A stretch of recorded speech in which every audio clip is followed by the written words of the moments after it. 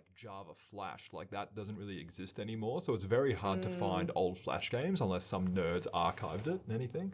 But maybe we should jump into the podcast. What's up, everyone? What's up, everyone? Welcome back, humans. Hope you're having a great time on planet Earth. Welcome back to the Lotus Pod. I'm your host, Bishop. I was like, do you know your name? No.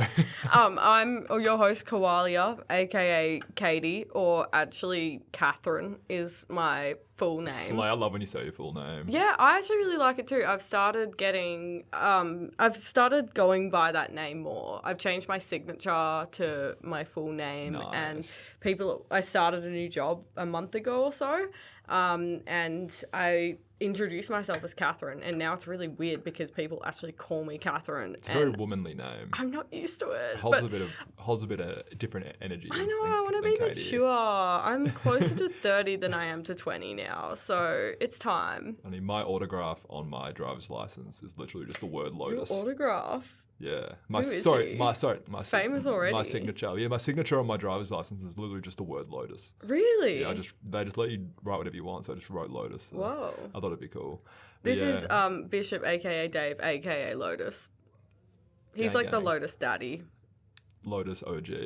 Lotus. I helped start like the group that sort of eventually breaking my notes, man. So sorry. I helped start the group that eventually blossomed into what the Lotus Clan is today, just from yelling into the abyss and trying to find like-minded legends. But yeah, now it's taken on an identity of its own. We started Mindful Militants back in 2018, which is a long time from now. Ages ago. Awesome. Was I in the picture? No. You were one of like the first ones. I came about in around 2019. Yeah. Ish. 2020. I feel like you were one of the first active participating people in it, whereas the years prior it was me just trying to indoctrinate my friends into something that like they didn't understand the notion of it, but also didn't care enough to like really delve into it. But it all inspired me from Derek Brose's work with Freedom Cells and all of kind of that. And it'd be cool if there were just other, I guess like Lotus Clan type groups, and I guess that's what a band can be for musicians. That's what like a community garden group can be for gardeners. But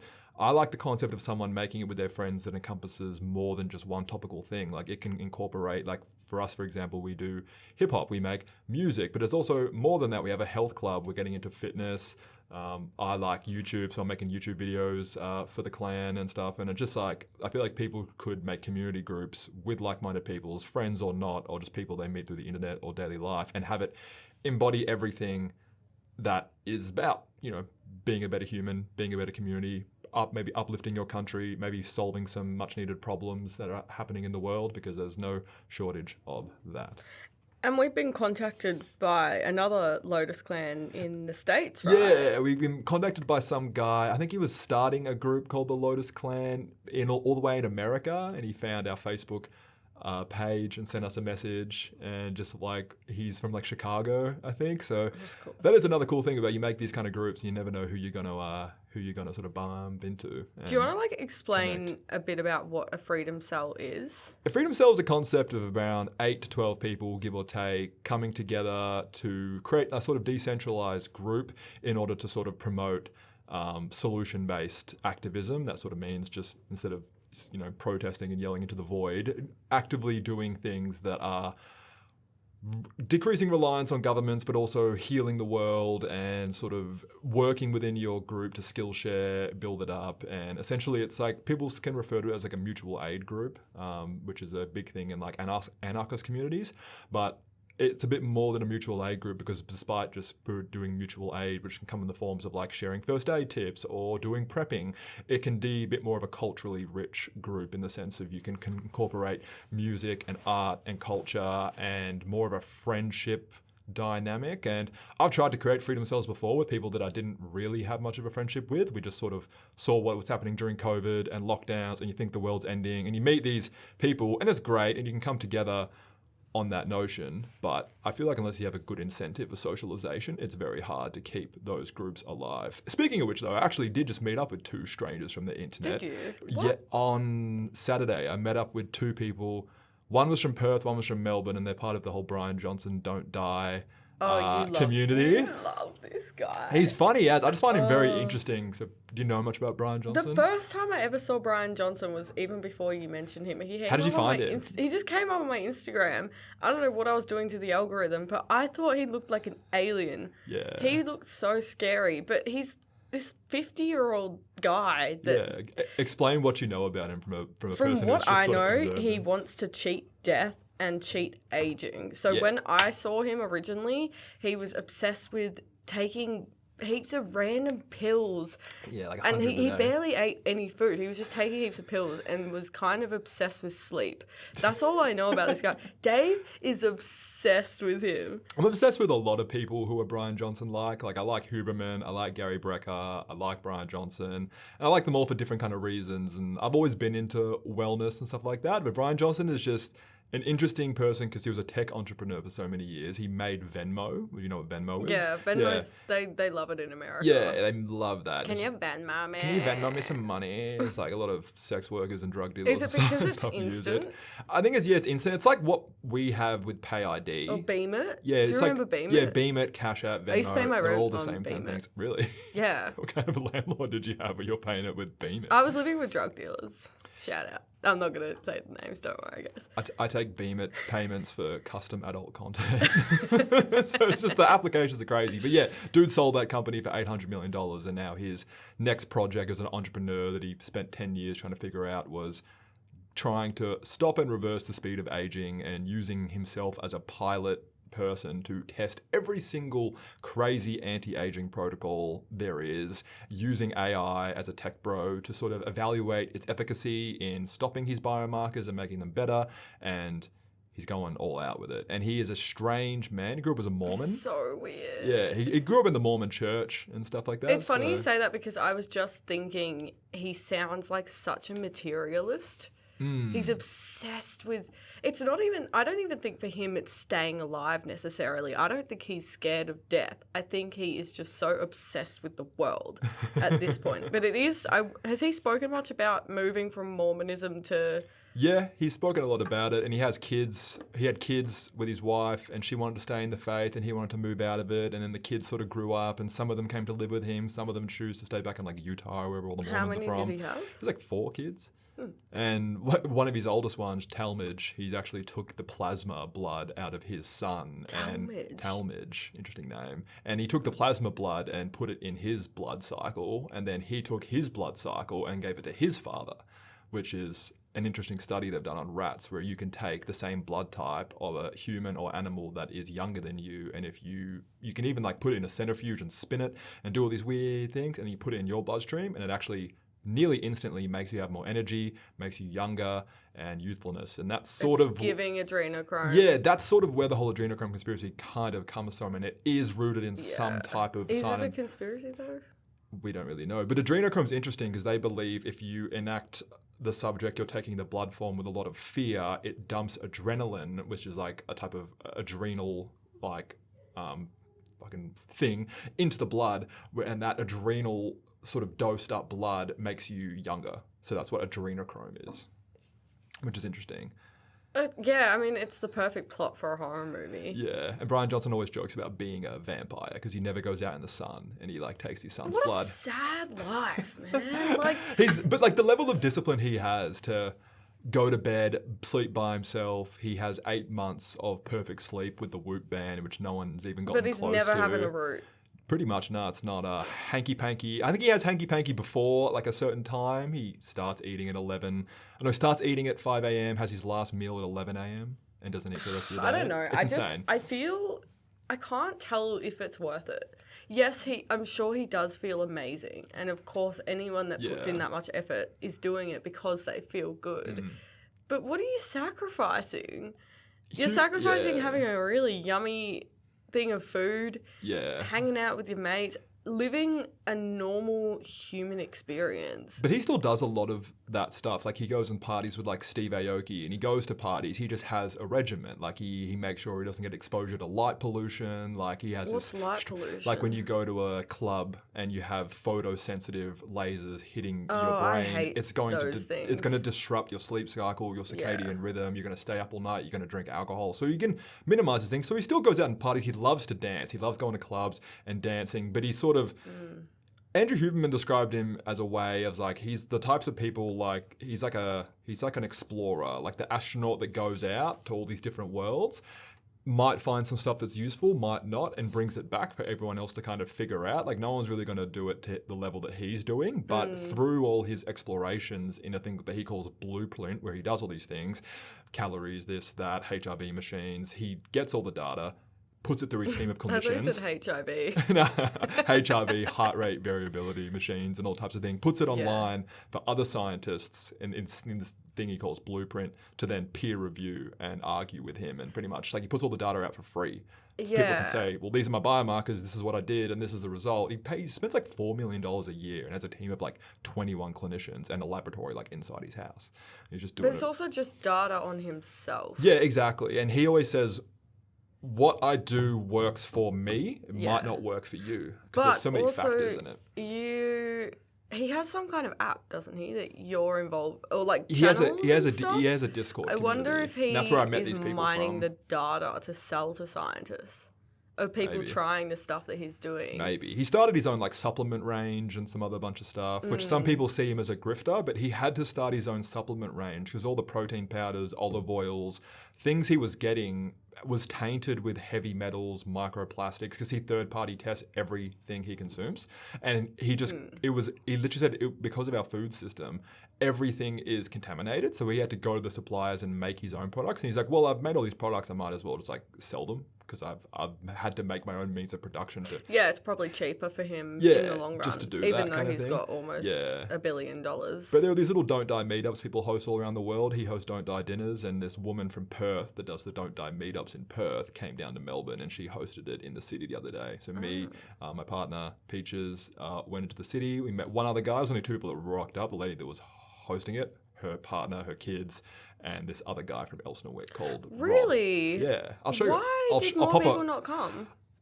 Melbourne, the community isn't that big in Melbourne. In Perth, they got like 30 of them that actively meet up and they talk about it. They have That dinners and weirdly stuff together. doesn't It's surprise also the first meetup that's ever been done in Melbourne. Okay. What was the guy like? Was he cool? Yeah, he was really nice. And Sweet. like some of them were talking about he's like experimented with getting his own glucose monitor, and he's not even diabetic, but you can go online and say you're diabetic and you get a glucose monitor and you can check live the foods you eat, how they convert to starches and how it spikes your glucose in your body. So like they do all the shit that I've never heard of, and I go, that's fucking cool. Like, yeah, so it's interesting. What did you guys eat for dinner?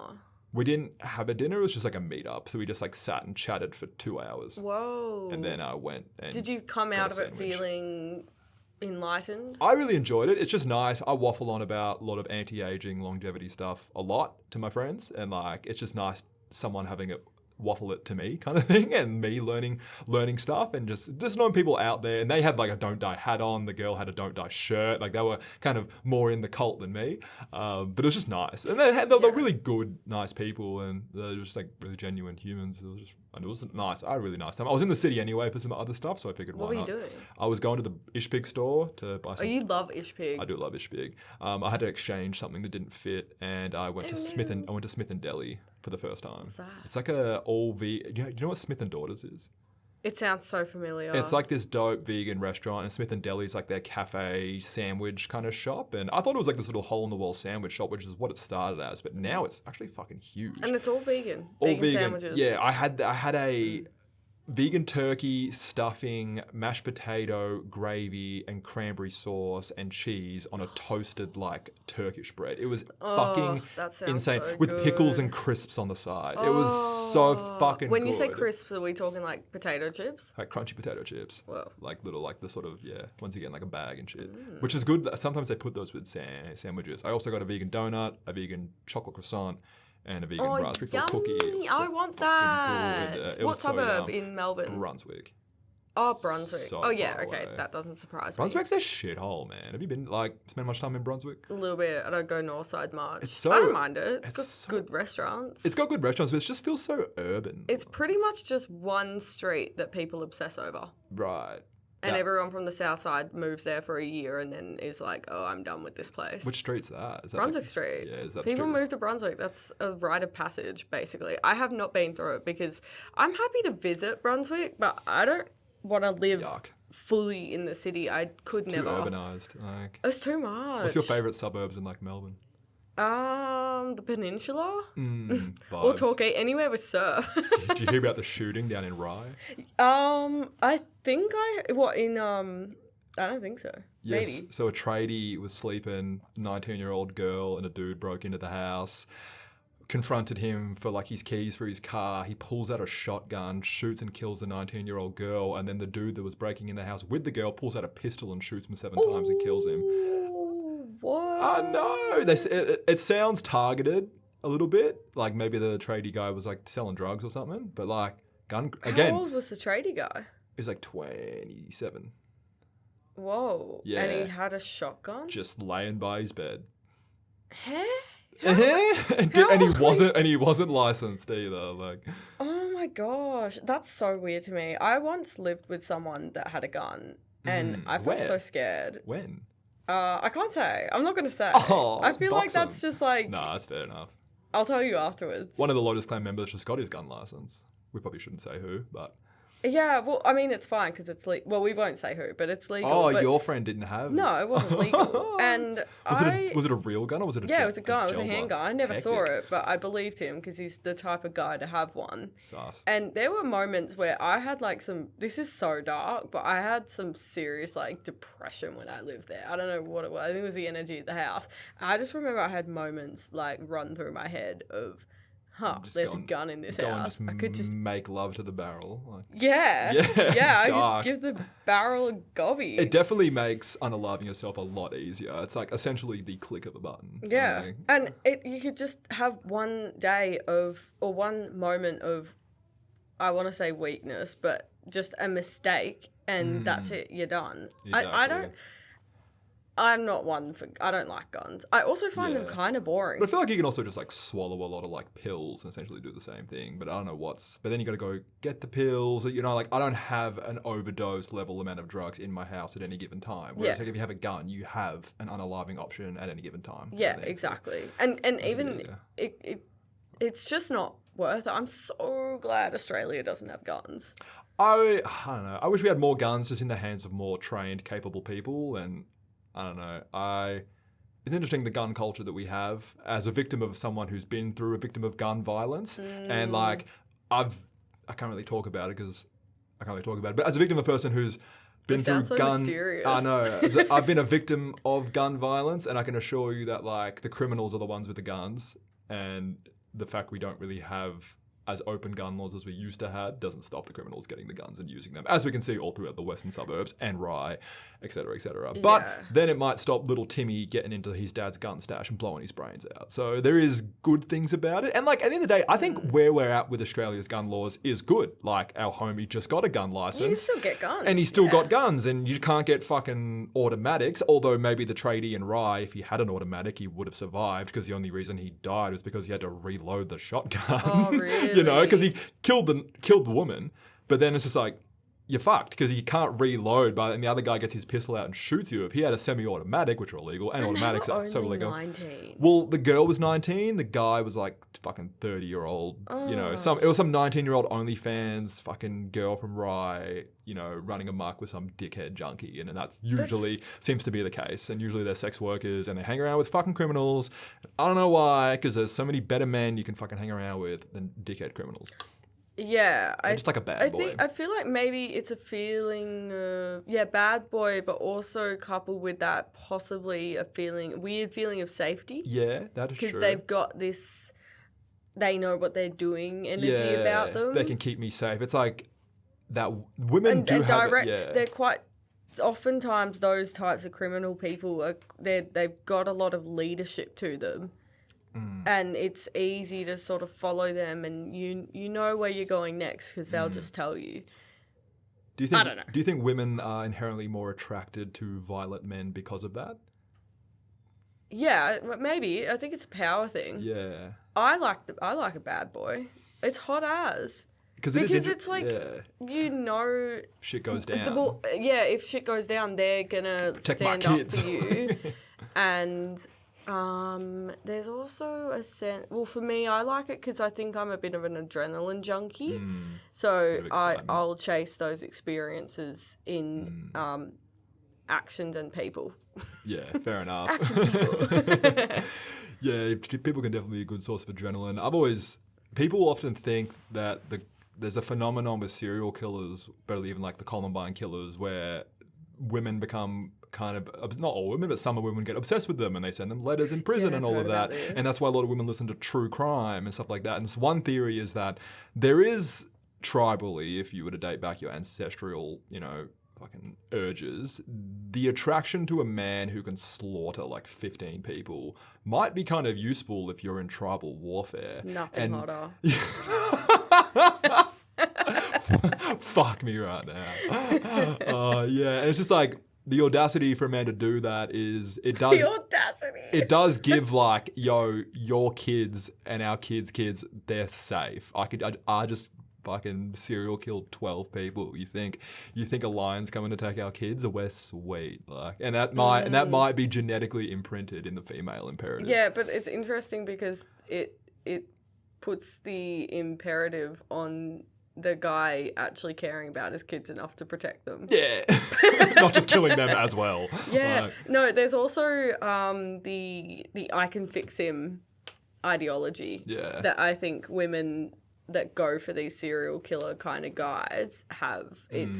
They've got some kind of wound where maybe their mum stayed with their dad and their dad was abusive and the mum just wanted to nurture him and was with him because she thought that she could make him better, and then the daughter follows on from that. Yeah, or they've been denied healthcare too many times. Have you seen that? Have you seen the dude that shot the CEO of the UnitedHealth? Yeah. Either they weren't nurtured by their mother or they got denied healthcare for a lower back problem one too many times. And yeah, go I and saw 3D print that. a firearm. There were so many memes about that. So many memes, and they all love him. Luigi Mangione, I think, is the dude's name that shot him. Yeah, so people love Luigi. People love fucking Luigi. And he's like a very handsome guy. He's fucking jacked. He went to an Ivy League school. Is he... What did he study? He studied... I think it was something to do with business. He studied like two or three... No, he was into tech.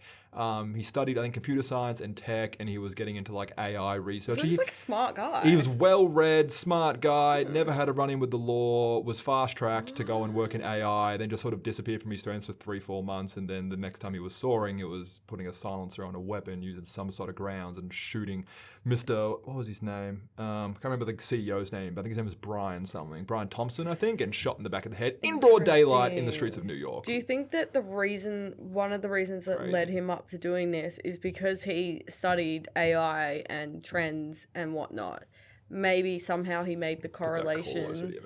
Maybe he made the correlation that, like, how do I say it? He could see that them denying the healthcare didn't make sense algorithmically, that they were just being greedy.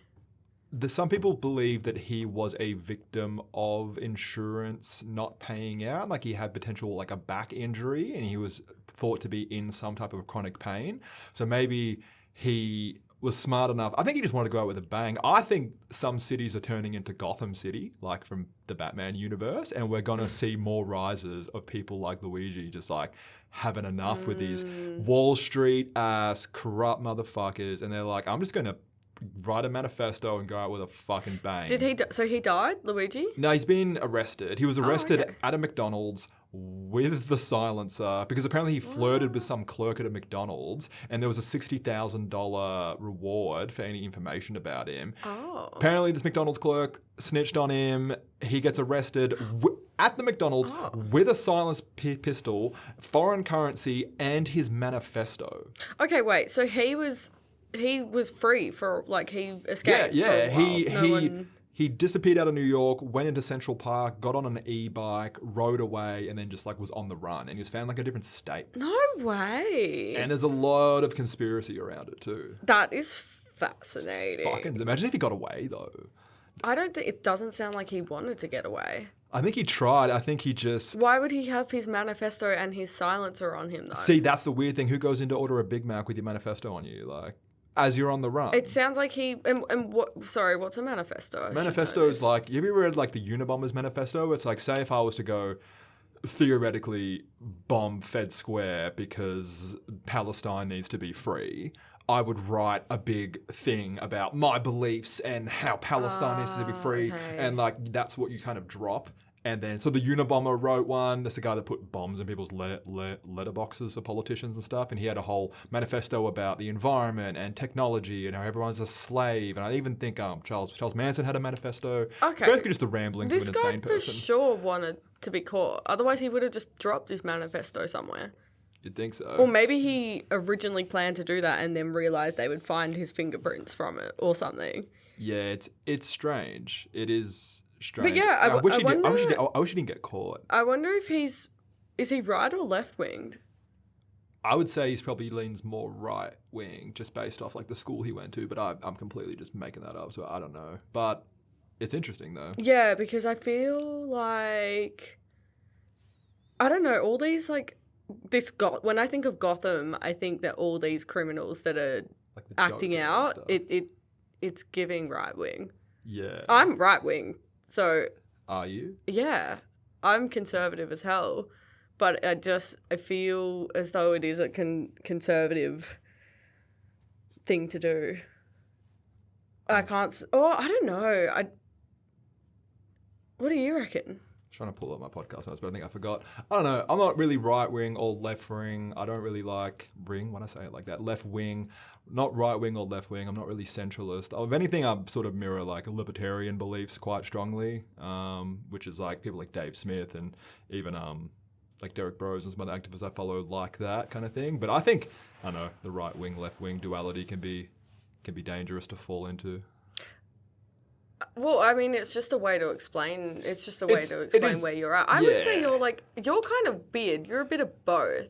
Yeah, but the left... Because you're left wing in certain areas. Yeah. But then you're right wing in other areas. Whereas I would say that for the most part, I'm pretty right wing. It is strange though, because I feel like the left wing and the right wing are changing what they mean. Like I would say I used to be very sort of left wing, but the left is very much kind of changing, and like the left wing used to be for, you know, against censorship, promoting gay freedom. They used to be very anti-war, but now the left are wanting war. They want to push these wars against Ukraine and Russia. They want to push these wars against Israel and Palestine. They love censorship on big platforms.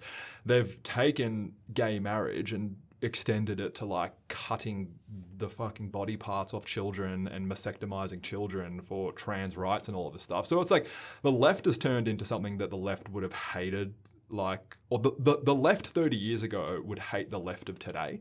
And even like, I don't know how much right-wing politics and right-wing camps have changed over time, because I haven't really kept my eye on much of those. The whole point of being right-wing is conservative, so you'd hope that they're trying to conserve their beliefs, which for the most part they have. Yeah. But I think the left wing has been weaponized.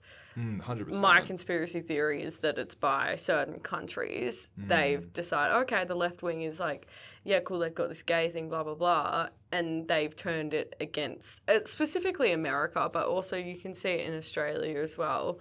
I think TikTok is a really powerful weapon that they've used in order to change the minds of people. But yeah, also, We're about to need a... I don't know too much about politics, but should we wrap up? We should.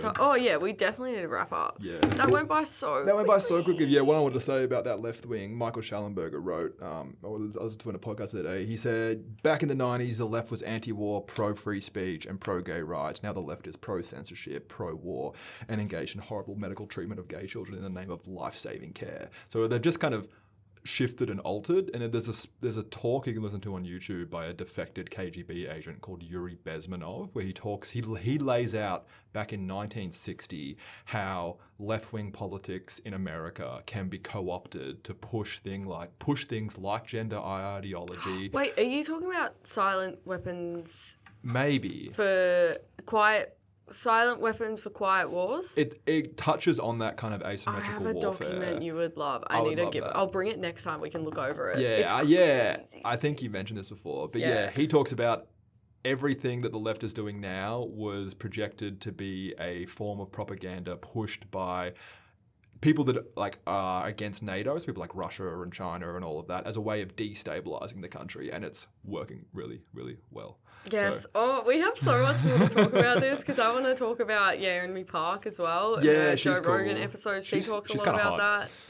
She's kind of bad, like kind of Escaping is. North Korea is hot. We love a hot whistleblower. Like, Yeah. slay. Big slay. Big slay. Well, thanks for listening to our podcast. I feel like I talked. Yeah. I feel like I talked over you a lot in that one. Well, we'll listen back. Yeah. We'll judge each other over it. like we I had more said time. way less in this podcast. That's good. Which was my goal. That's good. Did you feel like you learnt anything from listening to the last podcast? That I say too much. I cringe. Oh, I couldn't deal. Nice. I feel like when you bring up stuff, I take the topic, but I go off on a tangent about it instead of exploring like your relationship to the topic further. I found that to be interesting. Like I'll listen to what you said, but then I'll take it over here instead of going like down into like what you said and like how you relate to that. So yeah, that's what I like about this podcast. I can kind of listen back to my own nuances and be like, fuck, cunt, you're so annoying. Like, yeah, stop being so selfish. I know. Let me talk. I'm smart too sometimes. Not really. No, I am. I'm not gonna... you're so smart. Oh, thanks. Oh, shucks. IQ 150. Just kidding. Okay, well, thanks for listening, everyone. And Katie will show how smart she is in the next Lotus Pod. Thank you all for listening. We're gonna go because the library we're at is closing. Bye. Thanks, everyone. Love you. Bye. Mwah.